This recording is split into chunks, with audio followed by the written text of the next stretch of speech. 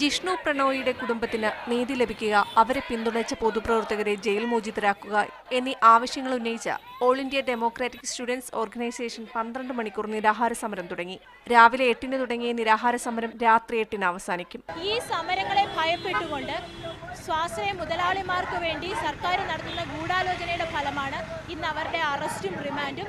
മാത്രമല്ല, ജിഷ്ണുവിന്റെ അമ്മയ്ക്ക് നേരെ ഉണ്ടായിക്കൊണ്ടിരിക്കുന്ന ആക്രമണവും ജിഷ്ണു കേസിന്റെ മേൽ ഉണ്ടായിക്കൊണ്ടിരിക്കുന്ന ഇത്തരത്തിലുള്ള ഒരു വളച്ചൊടിക്കലും ഈ സ്വാശ്രയ മുതലാളിമാർക്ക് വേണ്ടിയിട്ടാണ്. ജയിലിൽ കഴിയുന്ന ACCI പ്രവർത്തകരായ ഷാജർ ഖാന്റെയും അഡ്വക്കേറ്റ് മിനിയുടെയും 7ാം ക്ലാസ്സുകാരനായ മകൻ അലനും സെക്രട്ടേറിയറ്റിന് മുന്നിലെ സമരത്തിലുണ്ട്.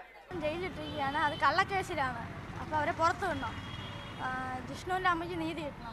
ജിഷ്ണുവിന്റെ കുടുംബത്തിനായി മഹിളാ കോൺഗ്രസിന്റെ നേതൃത്വത്തിൽ സെക്രട്ടേറിയറ്റിന് മുന്നിൽ നടന്ന പ്രാർത്ഥനായജ്ഞം KPCC പ്രസിഡന്റ് MM ഹസൻ ഉദ്ഘാടനം ചെയ്തു.